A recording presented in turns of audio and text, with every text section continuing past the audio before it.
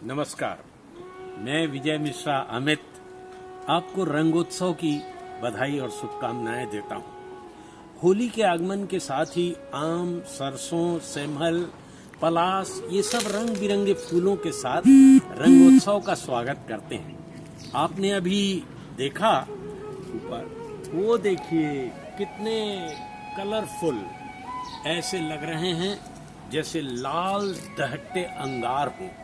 इसीलिए इसे जंगल का आग यानी फ्लेम ऑफ द फॉरेस्ट कहा जाता है। साथियों, इसका नाम छत्तीसगढ़ी में परसा है, गुजराती में इसे खाखरी कहते हैं, उड़ीसा में इसे पोरासू कहा जाता है और तेलुगु में मोदगु कहा जाता है। लेकिन आप एक बात देखिए, जरा गौर से देखिए, इसकी जो पंखुड़ी है मिट्ठू के चोंच की तरह दिखाई देती है। इसका जो एक फूल है, इसीलिए इसे किंसुक भी कहा जाता है, यानी तोता की तरह। और साथियों, पलास बना है पल और अस से। पल का अर्थ होता है मांस और अस का अर्थ होता है खाने वाला। अगर आप इसको गौर से देखेंगे तो ऐसे दिखाई देता है मानो कि कोई मांस खाया हुआ ये वृक्ष है।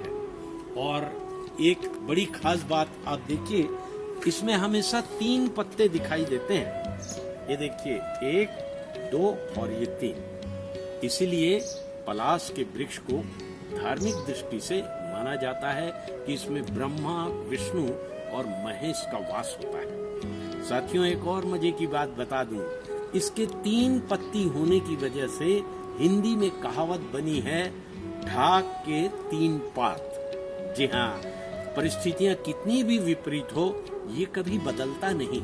इसीलिए ऐसा व्यक्ति जो पुराणपंथी हो, ना बदले, उसे कहते हैं ढाक का 3 पात ही है। वो इसी की वजह से कहा जाता है।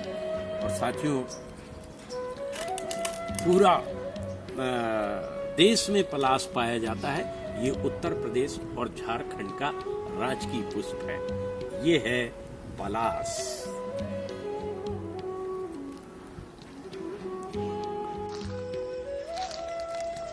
गर्म मौसम भी जिसके लिए खास है, वही तो ये पलास है।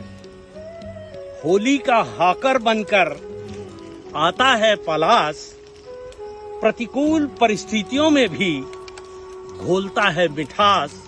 यही तो है पलास। जी हाँ, पलास जिसे कि केसू कहते हैं, परसा कहते हैं, छेवला कहते हैं, किंसुक कहते हैं।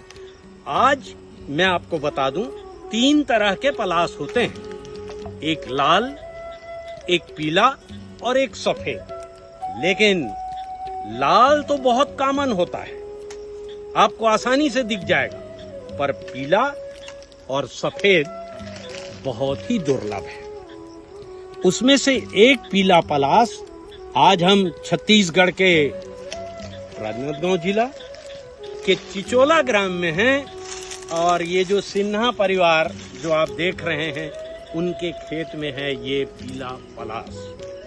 साथियों, पीला पलास जब पकता है तो उसमें सेम की तरह, बीन्स की भांति उसके फल आ जाते हैं और उसके बीज से तेल निकाला जाता है, पाउडर निकाला जाता है, जो औषधि का काम आता है। जैसे धार्मिक दृष्टि से बरगद और पीपल का महत्व है, वैसे ही धार्मिक दृष्टि से पलास का महत्व है। पलास का छिलटा, पत्ता, फूल, लकड़ी, हर चीज धर्म में उपयोग होता है। इसकी लकड़ी, इसके पेड़ को जीवाणु रोधी माना जाता है, अर्थात ये जहां ये पेड़ है उसके आसपास वायरस, जीवाणु खतरनाक नहीं पनप पाते। इसीलिए घर में जब हवन होता है तो पलास की लकड़ी को हवन में अग्नि दी जाती है। और साथियों, ये जो आप देख रहे हैं लाल पलास, इसको कहते हैं जंगल की ज्वाला, और ये भी कहते हैं तोता पेड़ वाला। इसका देखिए कुछ फूल ना तोते की तरह नजर आते हैं। तो चलिए, आज के लिए सिर्फ इतना ही। और फिर मिलेंगे।